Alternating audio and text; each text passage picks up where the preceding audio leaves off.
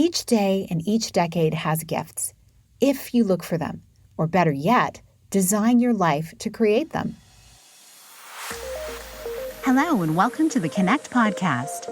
This show is all about helping you connect to your soul's calling so you can take action on it. Because the sweetest success is a blend of discovering your purpose with the inner drive to bring it to life. I'm Sheila Botelho, health coach, lifestyle entrepreneur, and mom of two, best known for my online wellness programs, mentoring, and self-love passion. Listen in for inspiring interviews, solo chats, and Q&A sessions that will move you past overwhelm towards what lights you up. Stop accepting good enough and go for your version of great in your health, business, and relationships. Let's get started. Hey there, welcome back to the Connect Podcast. I celebrated my 48th birthday in the summer, and as I reflected during that week, I was filled with gratitude for so many things in my life.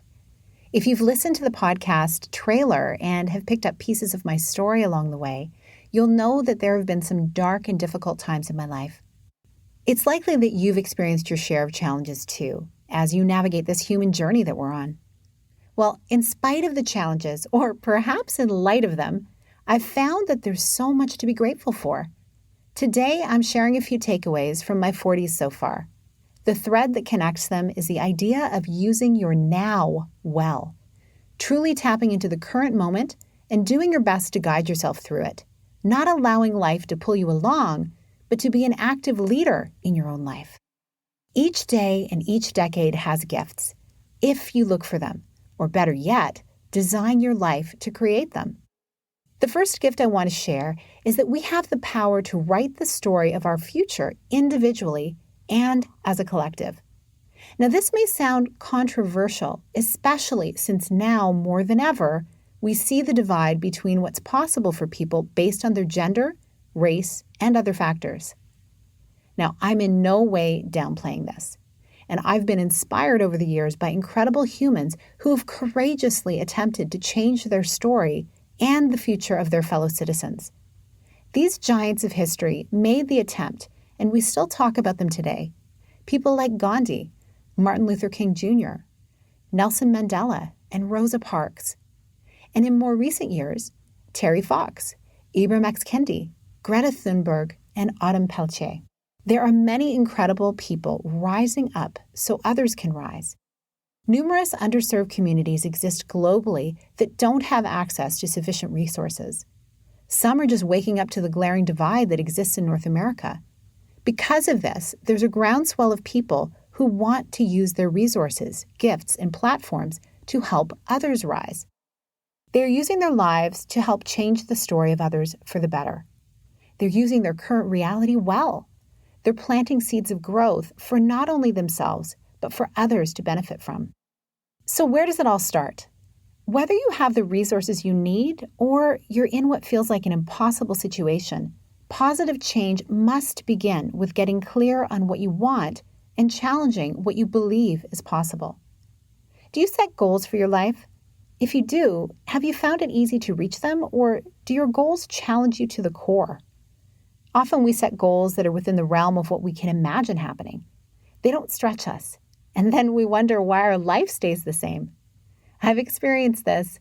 At first, it was because I had so deeply internalized the beliefs of what my family thought was possible.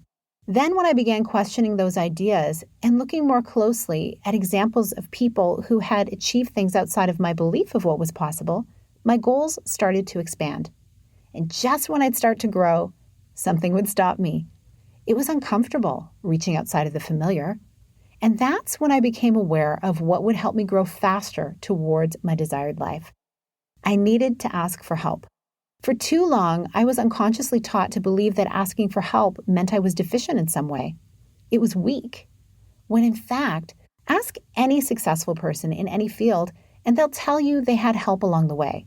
A teacher, a guide, a coach, a partner. Great songwriters collaborate. Athletes have many people speaking into their technical and game theory abilities. Business innovators have mentors and support staff. And now, with the rise of more value-driven, conscious businesses and female-founded business, I'm witnessing an increased focus on collaboration, The shifting tides in our world also have more people who are further ahead of you looking to lift others up. So you don't need to go it alone. After you get clear on what you want, ask for help. You are of utmost value and your voice needs to be heard, whether it's in your closest relationship, at home, or on a large platform, in a book, or in places of policy reform. Use your now, this moment, to ask for help so you can move faster towards the kind of life you want to live. It may feel uncomfortable putting yourself out there, but you will be more uncomfortable if you get exhausted doing it alone for too long. A lesson I've learned that impacted me in a big way over the last decade is the importance of investing in yourself with high-vibe nutrition and exercise. It's what I've been the most consistent with for the last 30 years, and I feel great as a result. When you know what you want, you believe it's possible, and you've got the support around you, you also need to be in a physical state to bring it to life. The amount of energy that it takes to get up and work towards the life you want is real. We've felt this on a larger scale this year. This is not a time where you want to neglect your personal wellness. This is where my big belief in self-care comes from. Your body is the vessel that will carry out the ideas and desires that are within you. So protect it, nurture it, and build it up. I share specific guidance about this in my online wellness programs, which can be found on my website at SheilaBotello.com. You can find them in the show notes. And I'm sure that you're aware already, even as I'm saying this, of what you need to do to put yourself in a state to win in your life.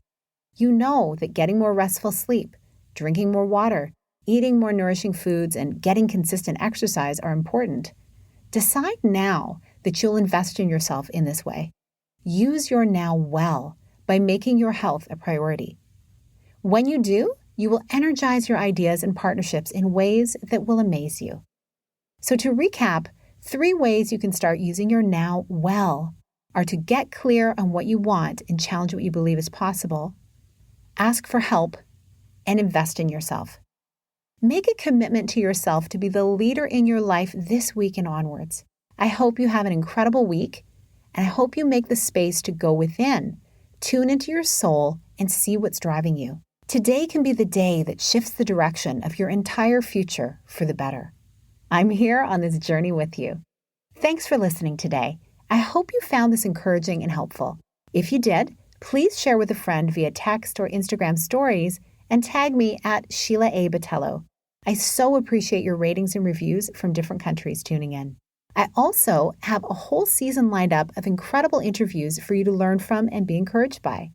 Stay tuned for them and for a Q&A episode coming up next. Until then, have an amazing day. Big blessings. Thank you so much for being here with me on the Connect podcast. If you like this episode, please share it with someone you think would enjoy it. Also, if you head over to iTunes to leave a review, I'd be so grateful.